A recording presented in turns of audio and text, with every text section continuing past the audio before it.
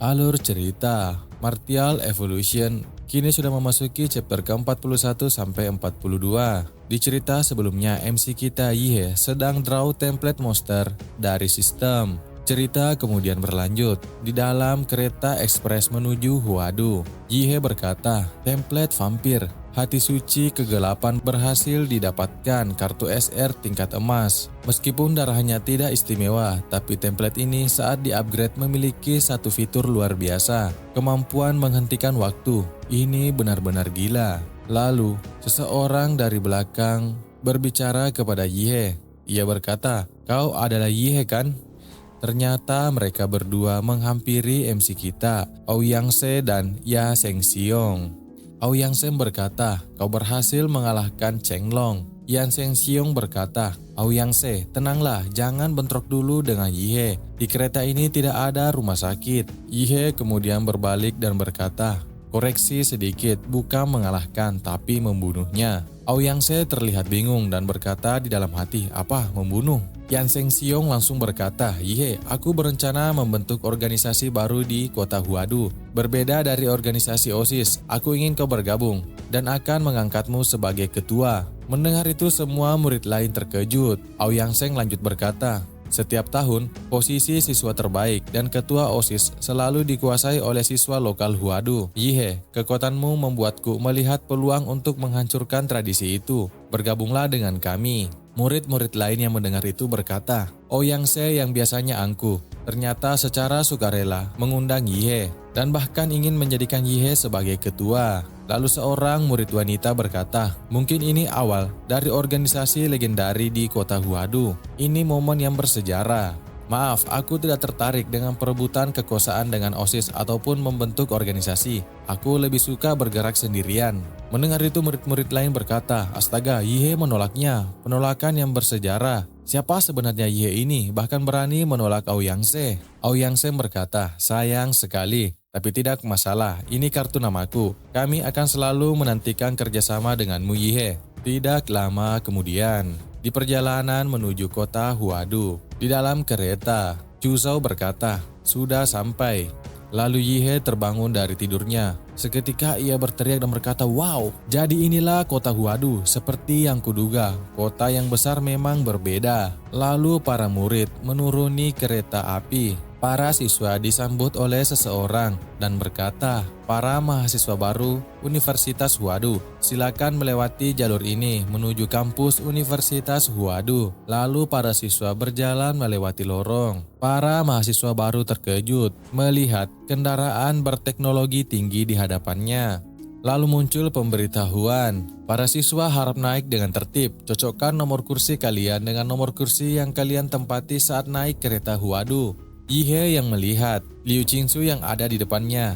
Ia tiba-tiba mendekatinya dan mengagetkannya. Ia berkata, "Liu Qingsu." Liu Qingsu terkejut. Liu Qingsu kemudian mengingat perkataan ibunya yang berkata, "Qingsu, dengarkan baik-baik, meskipun kau dan Yihye secara teknis adalah pasangan tunangan, tapi kalian belum menikah secara resmi. Jangan bersikap terlalu dekat dengannya di depan umum. Terlebih lagi, jangan biarkan anak itu mengambil keuntungan darimu. Jaga dirimu baik-baik, mengerti?" Mengingat itu, Liu Qingsu langsung berbalik dan berteriak, "Kau sedang apa? Ini masih di luar." Yihye berkata, "Di luar? Kau masih ngantuk ya?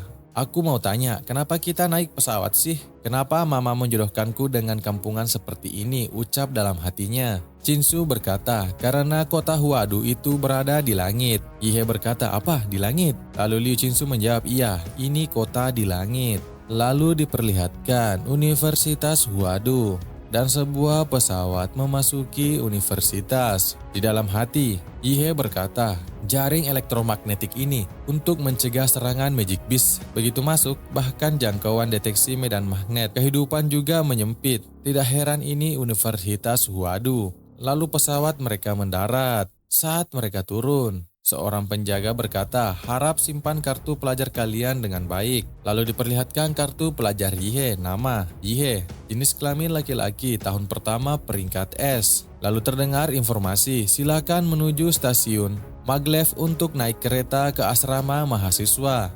Di tengah kerumunan, Yihye berkata, "Sudah sampai di kota tertinggi di dunia, teman-teman." Siswa yang lain berkata, Dia aneh, dia ngomong apa sih? Dari mana datangnya orang bodoh ini? Kayaknya otaknya bermasalah. Lalu di dalam lift, Yihe berkata, kamarku di lantai 412, unit A3. Chuseo, kau di unit mana? Chuseo menjawab, aku di lantai 45, unit B7. Lalu Yihe berkata, lebih tinggi dariku, berarti aku harus turun duluan. Lalu kini mereka sudah sampai di kamar masing-masing. Yihe berkata, kamar pribadi 100 meter persegi untuk mahasiswa Huadu. Ini benar-benar luar biasa. Semua perlengkapan komputer terbaru tersedia lengkap. Bahkan ada kamar mandi pijat, siapa yang dapat menolak ini? Rasanya seperti tinggal di hotel bintang 5.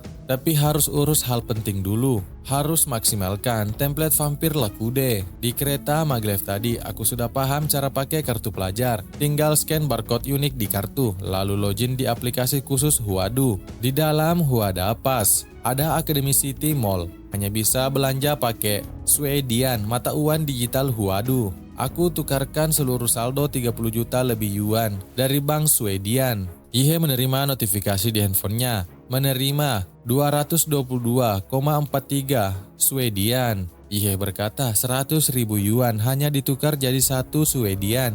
Ini mahal sekali, tapi barang di Academy City Mall memang luar biasa. Banyak barang langka yang tidak dijual umum. Bisa dibeli dengan bebas di sini. Free balance, semacam ini memang jadi keuntungan mahasiswa Huadu. Aku beli semua magic core yang terkait elemen darah. Harusnya cukup untuk memaksimalkan template Lakude. Bahkan waktu aku maksimalkan template humanoid ultra raksasa. Investasiku tak sampai 10 juta, tapi bisa naik sampai lebih dari 90% tingkat kecocokan.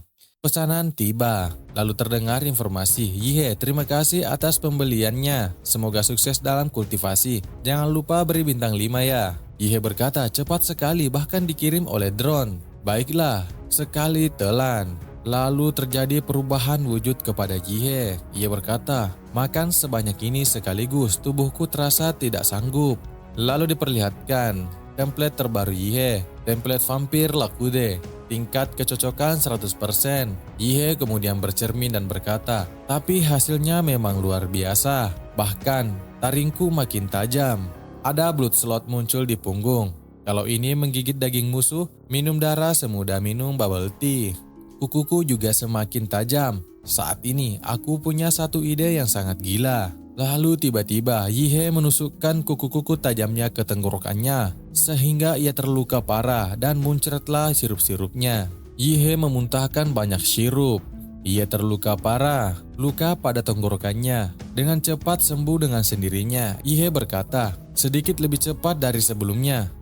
Kemampuan regenerasi vampir masih bisa dibilang lumayan, tapi perubahan fisik itu cuma hal sepele. Yang paling penting adalah kekuatan baruku, The World. Tak heran ini dunia yang menjunjung tinggi seni bela diri. Bahkan asrama universitas pun dilengkapi ruang latihan. Yihe kemudian memasuki ruang latihan.